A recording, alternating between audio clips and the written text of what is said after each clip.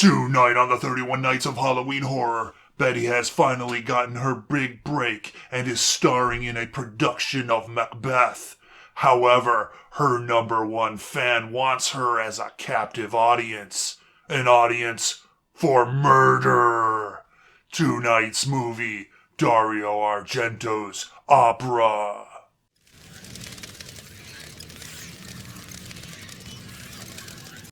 Hello everybody and welcome to another episode of the 31 Nights of Halloween Horror! Yes, all hope is lost. Yes, episode number 2.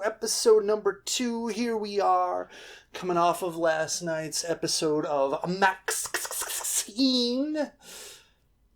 I thought tonight we need to pay homage to one of the greatest horror auteurs of all time. One prolific director in one of my favorite subgenres of horror, the Italian giallo, and that is Dario Argento and his newly released in America 4K restoration of Opera. Yes, Dario Argento's Opera. What a nice little set here from my friends at Severn Films. Look at that. It's got a nice booklet, great little hard case. Opera here in multiple discs, 4K, regular Blu-ray, special features Blu-ray, and the soundtrack CD. Whoo, wow, just excellent. Like, mwah, mwah. Excellent job. So, what is opera all about? Well, when a sort of interesting nouveau take on Shakespeare's play Macbeth loses its star singer, the understudy is, the very young understudy, is suddenly thrust into the spotlight. And apparently there's someone who kind of manipulated things to try to get her into that position. But why? I don't know. But that same person also has a penchant for murdering people and tying her up and forcing her to watch. Yes, he basically forces her to watch his murders. And why? I don't know. You'll have to watch the movie. But basically, can she figure out what's going on and not end up being another victim to this fiend who basically says, I can have you whenever I want you, but obviously, for some strange thing, wants to make her suffer and witness these atrocious acts. So, yeah, it was kind of a brief synopsis, but honestly, it's this movie. We'll get into the plot later, but this movie is just a feast for the senses. So let's get to those scores, shall we? Violence and gore. I am giving this a 5 out of 5. Look, there is some really cool kills in this movie, and honestly, part of the violence score is the fact that there is psychological violence going on, and it is hardcore psychological violence. I mean, not only just tying up someone and putting, I guess you would say, needles on their eyelids, so that if they close their eyes, they're going to, like, injure themselves horribly. So they have to, like, maintain and try to keep their eyes open. All the while, watching them brutally murder people in front of them is just another level of sick and twisted. But no, there are some very bloody kills in this. There's also, some people will be sensitive to this, some violence against animals, though I don't know if they used real crows in this, because this is kind of in the later 80s. They're a bit more conscientious on that front during that time than, let's say, in the 70s. But still, it is brutal and bloody and some really cool kills. And Yeah, 5 out of 5. Shock value, I'm giving this a 3 out of 5. Um, there's a scene that's really just like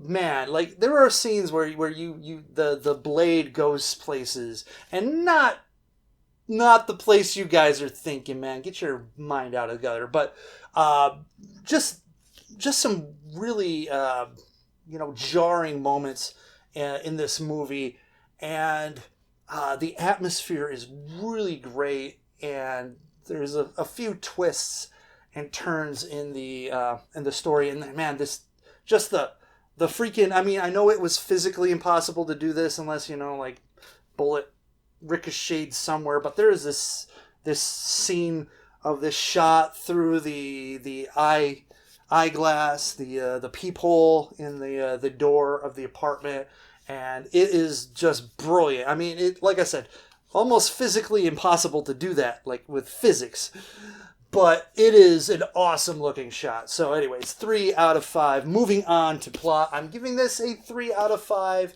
The killer's motivations are like, okay, I guess, we get these flashbacks, and the singers has these kind of memories about her mother, who is also a singer, and so yeah, they do kind of have a little bit of a setup there, but it really feels like it came out of nowhere, but it's still solid enough. I think the story about like having this whole thing set during an opera, this idea of how the director thinks that they can catch the killer and things like that. I think narratively the movie does flow pretty well. It's just the ending is kind of like, okay, yeah, it's, all right, and there's some decisions in there plot wise that are a little iffy, and like I said, like the whole reasoning behind the killing is kind of a stretch, but overall still a solid 3 out of 5. Moving on to acting, I'm giving this a 3 out of 5. It is pretty standard giallo fare.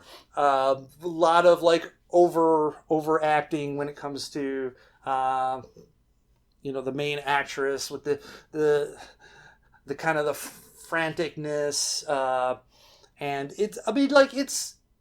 it's par for the course, but I think there's been enough shit. There's enough decent performances going around. No one really like is outstanding in this movie, but I think everyone does a great job, an above average job, so I'm giving it a 3 out of 5. No one's really doing a bad job in this movie. I think it's pretty good. So there we have it. Moving on to Nudity, and Nudity is a 1 out of 5. Like, Dario Argento is not known for adding a lot of sleazy elements to his movies. So this is kind of par for the course. There's, a brief scene here, but it's there, so I'm giving the points 1 out of 5. Moving on to enjoyment factor, I am giving this a 4 out of 5. If it wasn't for kind of some of the problems with the plot and sort of the way the movie kind of ends, I probably would have had this as a 5 out of 5, but the movie is just beautiful. It is a feast for the eyes, a feast for the senses. It is beautiful cinematography. The shots are beautiful pictures. Like the opera house is beautiful. The sets for the play, I guess it's an opera though. The sets for the opera are great. The costume design is fantastic. It's just a feast for the eyes. It's one of those you just watch and you're just watching. You're not really having to like go through. You can try to think and put things together, but you're just so mesmerized by the images on the screen. It is such a beautiful movie and a feast to watch. So yeah, 4 out of 5 enjoyment factor. My overall impression is a 4 out of 5. If they would have fixed the plot a little bit, it would have been better. But I still think this is a very solid, remarkable, maybe one of the best late giallo films, because this is like kind of the late 80s. So this is when the giallo has been kind of just fading away, on the downturn, and to have like this, which I think is a classic in its own right, during that time period, is remarkable, and shows that Argento at that stage still had it. And so there you go. That 4 out of 5 overall impression, and that averages out to a 3.3 out of 5. So there you have it. Opera. Dario Argento's Opera, also known as Terror at the Opera. And this set is great. It's got both the Italian cut, the US cut, and tons of special features, as well as that wonderful soundtrack CD, which kind of varies from classical opera to also some hard rockin' kind of 80s hair metal type stuff going on. So it's great. It's eclectic, and it's a movie. This release is one that I've been waiting for a while. I've had Opera on DVD for a while. Maybe I should take a look to see if I have it here. HIJKLMNO. It's over there. Anyways, can I get to it? So I'm trying not to. Oh man, did I put that out on something? Yes. There it is. Trying not to knock things down. So should I edit that part out? I don't know. Whatever. No, we're doing it live, man. So yes, my old Anchor Bay DVD of Dario Argento's Opera. And I've had this for a while, and I've been waiting. I've been waiting for a Blu-ray. I've been waiting for a 4K, and Severin delivered, and it is a beautiful looking film, and great. And man, this one went by kind of fast. Well, I mean, discussing the plot really doesn't take a lot of time, because it's pretty simple. The understudy, an accident happens. The main singer cannot perform. She is thrust into the role.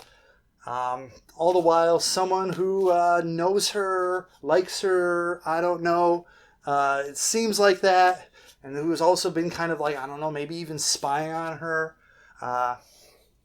is tormenting her by killing people in front of her, making her watch. And of course, it's explained kind of at the end, and it's hard to it's really hard to say a lot more about it, because it's pretty simple like that. Anyways, so yeah, so there you have it. Dario Argento's Opera, a great film, a shorter review. Also, I didn't spend 5 minutes or whatever talking about the power of movies and stuff like that. So there you have it. Opera. Tell me what you think in the comments section. Dario Argento's Opera. Have you seen it? Did you like it? Do you agree with me? Do you disagree with me? I think everyone should watch a bunch of Dario Argento movies, and this is definitely one that I would suggest. I mean, you have to do the I guess you would say the animal trilogy with Bird with the Crystal Plumage, Cat of Nine Tails, and Four Flies on Grey Velvet, which might see later on in this 31 Nights. I don't know, maybe. Anyways, But then, of course, you've got, Deep Red, which is another one that everyone should watch. Phenomena, that one is great. Just there are so many out there. Stay away from the Dracula 3D though, guys. Stay away from the Dracula 3D. But man, like Tenebrae, that is a great one. Then you have the Inferno. That's probably like the one now that's missing in the 4K collection is Inferno. We need a 4K of Inferno. Of course, Suspiria. Can't forget Suspiria. Anyways, okay, so I've filled in a bunch of time now talking about this, but anyways, I think we get the idea. I love Argento. Argento was great. So there you have it, Dario Argento's opera. And thank you again for watching another episode of the 31 Nights of Halloween Horror. And remember, kiddos, don't forget to rate, comment, subscribe, ring the bell, do all that stuff. No one's watching right now. Excelsior! And we will catch you next time, internet. And remember to stay scary. And also, if you're getting attacked by a crazy guy wearing like a facial covering, and you happen to think you knocked him out with an iron, and you're about to like go try to like free one of your friends, you know what? It's probably a good idea to like, just keep pounding him with the fucking iron. Make sure. Because then it's like, well, then you could go and try to like, untie the girl, but then you're giving that person time to like get back up and then kill you while you're trying to do that. And also you're like, oh, you know what? I can try to see who it is. It's like, no, you can see who it is during the autopsy. Just fucking fuck that shit up, man. I swear, people, like, you're gonna die. You're gonna die if you do that in a horror movie. Okay, maybe not in real life. I mean, the thing is, like, juries are gonna understand, right? Unless you live in like a certain area. I mean, there's like, you got attacked. This guy's trying to kill you. You beat him to death because you weren't sure if he was going to get up. And plus, you can play the sex card, the sexism card, really, because you're just like, I'm a woman. It's a guy.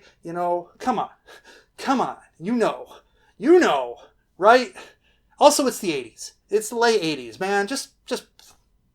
It's late 80s in Italy. I'm sure the laws will be like, yeah, I mean, the guy attacked her, so, like, it's his fault for getting his ass killed if he couldn't kill her. Come on, seriously. Anyways, I don't know. But, yeah. Thank you.